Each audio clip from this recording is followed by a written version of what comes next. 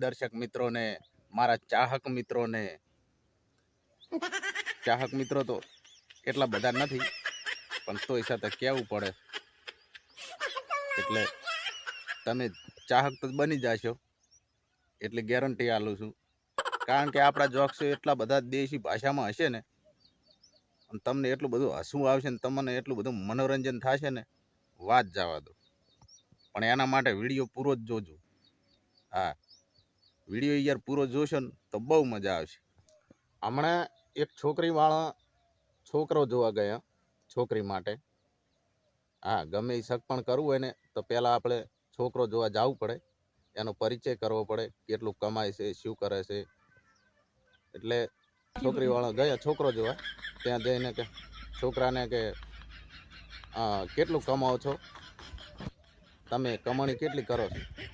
છોકરો કે ગયા મહિને 2 કરોડ કમાણો હતો. તો છોકરીવાળા કે તો પછી થયું શું? તો કે મોબાઈલમાં 3 પત્નીની આઈડી ડિલીટ થઈ ગઈ, બધી કમાણી જતી રહી. બોલો, હવે આપણને તમને લાગે એવું કે આ ભાઈનું બહુ કાઠું નહીં?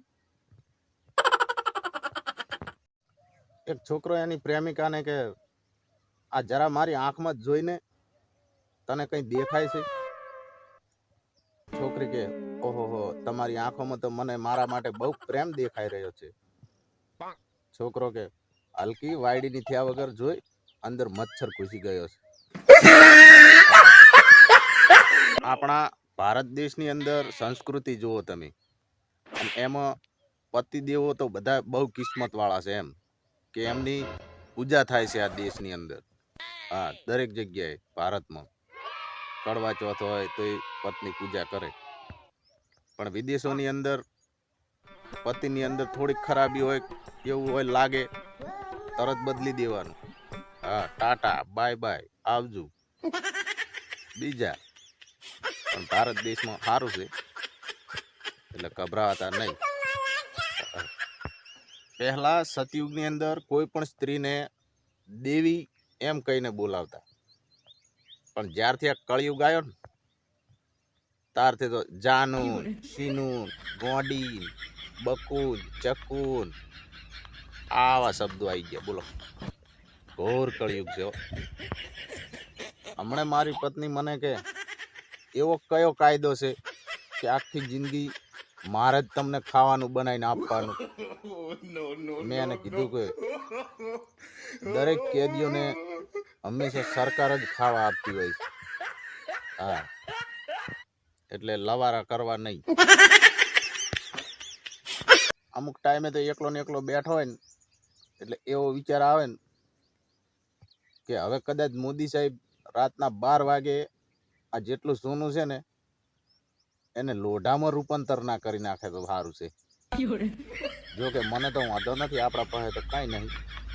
જેમની પાસે સોનું છે એને તો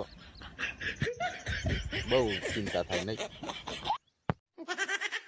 એક કપડાવાળા ભાઈની દુકાને એક બેન કપડાં લેવા આવ્યા.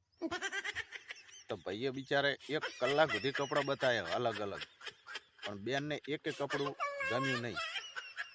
દુકાનવાળો તો બહુ ગુસ્સામાં આવી ગયો, પણ પોતાના ગુસ્સા ઉપર કાબુ રાખીને શાંતિથી બોલ્યો કે બેન, મને અફસોસ છે કે તમને મારા એક કપડાં ગમ્યા નહીં.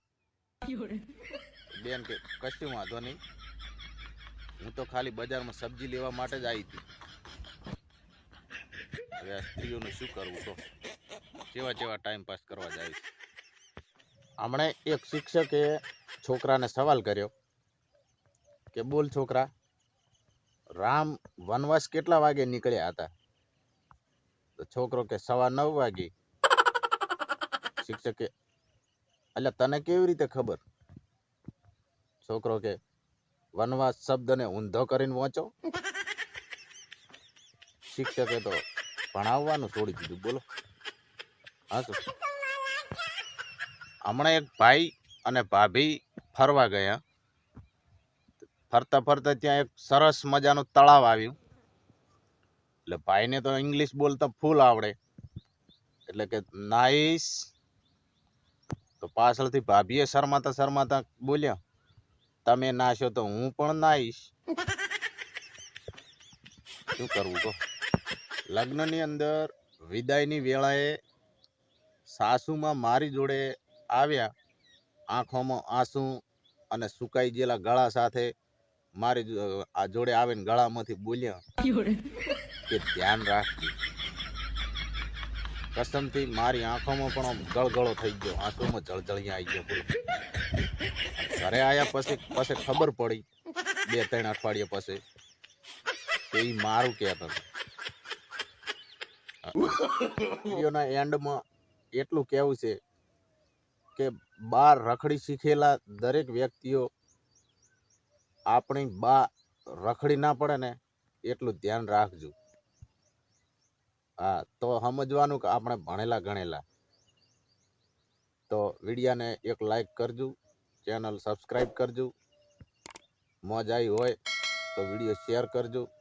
મળીએ બીજા વિડીયોમાં નવા જોક્સો સાથે. ત્યાં સુધી જય માતાજી.